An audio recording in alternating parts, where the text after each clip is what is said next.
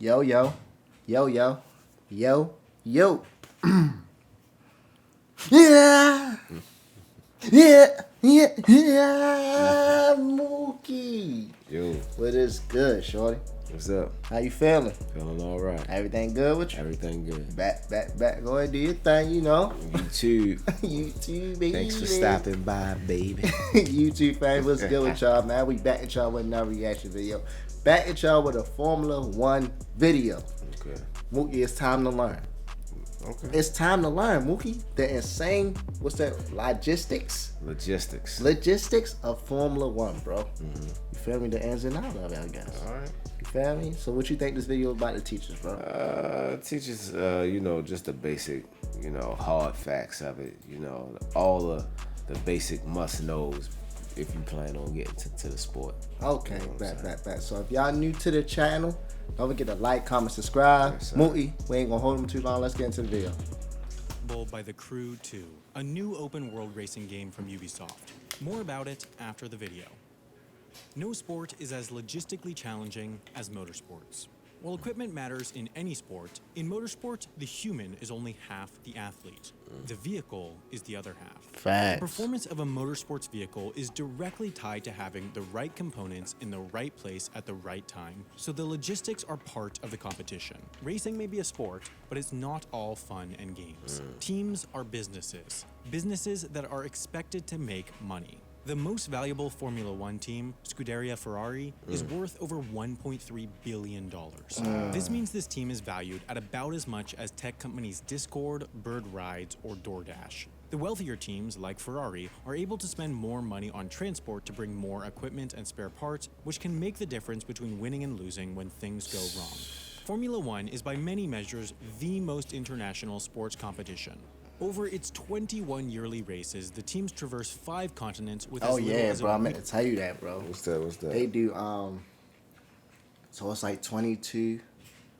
He said 21 and 22. I heard somebody in the comments there say 22 to 23 races out the whole year. Wow. You feel me? So they be getting it. Yes, sir. You feel me? They be getting it, bro. I wonder how many practice races y'all have? You feel me? How many y'all just be like, man, Practice that's cool. runs. Yeah, Yeah. you feel me? With other people or other teams and stuff, or do y'all do that? Or do Formula One drivers do that? Like, y'all can call somebody probably, in Mercedes? Yeah. For right, hey, Yeah, man. come and practice with me. Yeah, let's Yeah. get better. Yeah. Like, how, or y'all just... How Mike did back in the Space Jam. He Yeah. called all the dudes down to, yeah, man, I'm thinking about coming back to basketball. Come Yeah, and hoop with come me. play And they with all went down there. They crazy.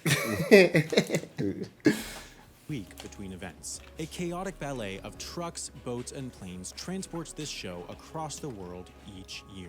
10 teams compete in Formula One, and despite it taking place worldwide, it is by all measures a European sport. 8 of the 10 teams are registered in and operate out of Europe. Only the Indian and American teams are from elsewhere, although the Indian team is actually based in the UK, while the US team, based in North Carolina, operates a secondary forward base in the UK so that its staff doesn't have to travel all the way back to the US between each of the European races, which in recent years have been held consecutively with a brief interruption of the Canadian Grand Prix in the middle of the season over summer. Thanks to this, the European leg of the season is, compared to the rest, relatively easy logistically because within Europe, you can drive. The cost of shipping by truck is so comparatively low to shipping by plane that teams bring whole buildings with them to European races. That's These buildings crazy, are what bro. are modestly referred to as motorhomes, but can be as large as Red Bull's 3-story structure that includes offices, bars, and a restaurant with an included kitchen. All of that. So look, while they working, Everything. they be partying too. Let's shorty, look, we just had a hard day. Got the restaurant in there, Hit the bar. Hit the bar, man. We had a hard day. Let me get a beer, y'all. Let me get a beer. Great. Packs into a number of trucks and can be assembled in less than 2 days. Along with all the other equipment, including cars, spare parts, and electronics, convoys of dozens of trucks per team crisscross the continent before each European race. Typically, races are held every 2 weekends on Sunday, which gives teams plenty of time to relocate before activity begins on the Thursday before the Grand Prix, but from time to time the schedule is crunched and races take place 2 weekends in a row. This proves a more daunting logistical challenge, as teams only have 3 full days to break down, transport, and reassemble their equipment at the new race site. Even worse, for the first time ever, the 2018 season saw 3 weekends with 3 races in a row. On June 24th, the French Grand Prix took place in Le Castellet, and the next weekend the Austrian one was held in Spielberg, finishing off the following weekend with the British Grand Prix in Silverstone. The Austria-UK transfer was the most difficult one, as it involved driving nearly 1,000 miles, including through the choke point of the Channel Tunnel. For this trek, each truck was manned by 3 drivers so that while one drove, the others could sleep in an RV that accompanied the convoy. That way, the trucks could drive continuously, only stopping to refuel. But again, these races are easy logistically compared to the ones outside of Europe, the ones known as flyaway races. Just like with the European races, a majority of flyaway races occur with 2 weeks between them, but from time to time, races are scheduled on back-to-back weekends thousands of miles apart. These back-to-back flyaway races are the most logistically difficult weeks of the Formula One season. On Sunday, April 8, 2018, the Bahrain Grand Prix was held in Sakir, Bahrain. Then 7 days later, the following weekend, the Chinese Grand Prix was held in Shanghai, China. Over 4,000 miles separated those 2 racetracks, and yet, just like with every race, Hold on, bro. everything came Hold down. on. It might sound stupid coming out my mouth. So, for races, they don't catch no planes. No, it's cheaper to drive. Got a bus. Yeah. Oh, yeah. Okay. You just said that it's so relatively low that they get 3 drivers and they keep that truck moving. Get it in for real. Get it All in right, for bet. Down on Sunday night in Bahrain and had to be operational by Thursday morning in China. Even worse, Shanghai is 5 hours ahead of Bahrain, which is effectively 5 hours fewer to do the work, but in reality, the planning for this transfer began months before. Around January 2018, 3 months before the first races of the season, each of the 10 teams packed up 5 sets of shipping containers. Each of these sets held their sea kits, carrying things like chairs, tables, appliances, cooking utensils, and some elements of their garages. Boy, send they these be bulkier ready, and less boy. expensive pieces of equipment by sea, as it's massively less expensive than sending them by plane. Right. The number of containers per team varies, as the wealthier teams like Red Bull will take more, but in general, each team takes about 3 40-foot containers. Okay. Of course, ocean shipping is slower, but since there are 5 sets, there is always one at the right place at the right time. That January shipment sent the first 5 kits to the first 5 flyaway races: Melbourne, Australia, Sakir, Bahrain, Shanghai, China, Baku, Azerbaijan, and Montreal, Canada. Then, as each race was completed, its kit was packed up and sent to the next flyaway race destination without a kit. The Australian one went to Singapore, the Bahraini one to Russia, the Chinese one to Japan, the Azerbaijani one to the United States, and the Canadian one to Mexico. And then towards the end of the season, when there are no more tracks to send kits to, they're sent back to the team's home bases for the winter. At the racetrack, the Formula One logistics team's main downtime is actually during the race itself, but for the Bahrain to China transfer, real work began the Thursday before the race. That's when each team's logistics manager started making their teardown plan, deciding in which order and into which containers their different pieces of equipment should go. Once that was completed, there really was not a lot to do until Sunday. On Sunday morning, before the race even started, the pack-up began.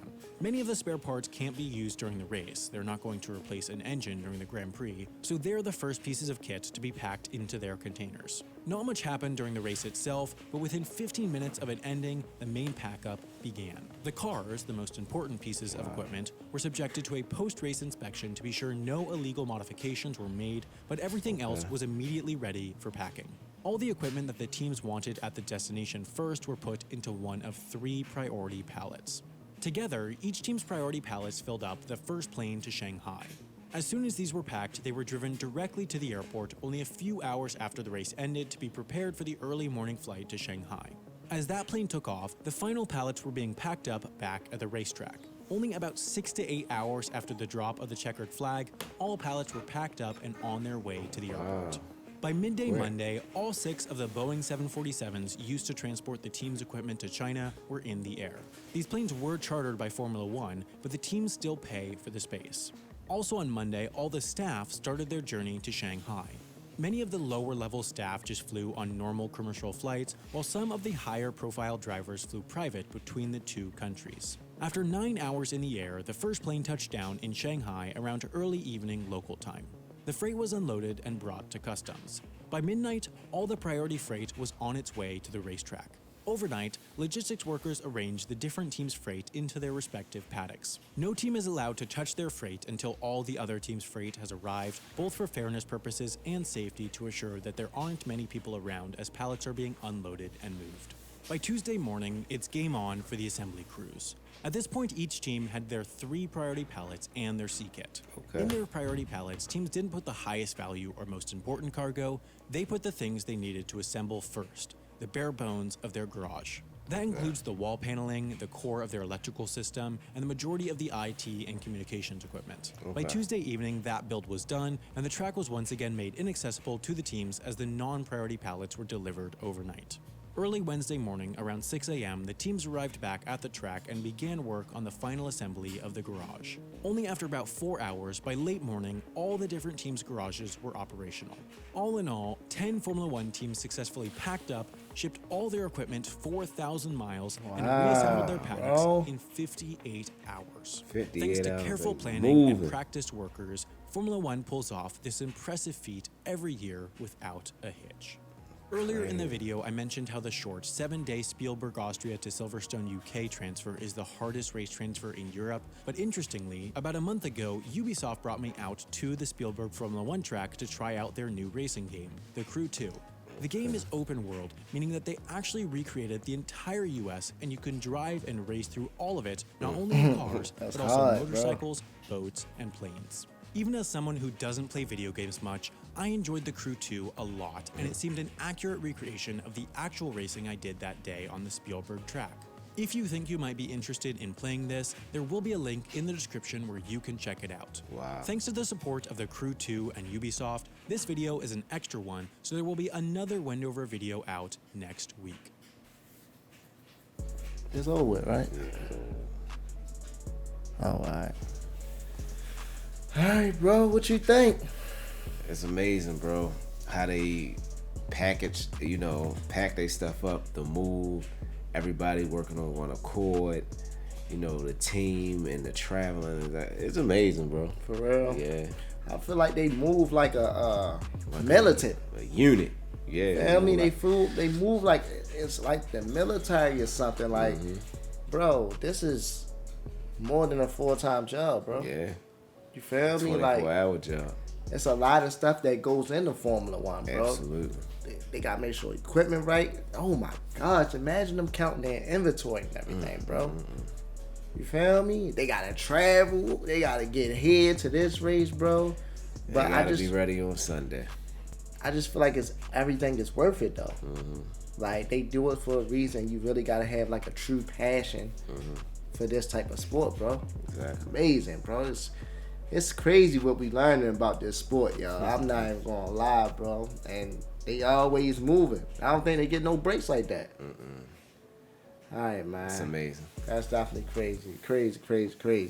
Appreciate the video, y'all. Somebody requested this video. Yes, sir. You feel me? We love y'all, and we appreciate y'all. Keep on requesting more videos. Follow us on all social media platforms, man. It's in the link is in the description to request y'all videos. Yes, sir. I'm Nick DUNSON. I'm Moogie DUNSON. And we out, baby. One.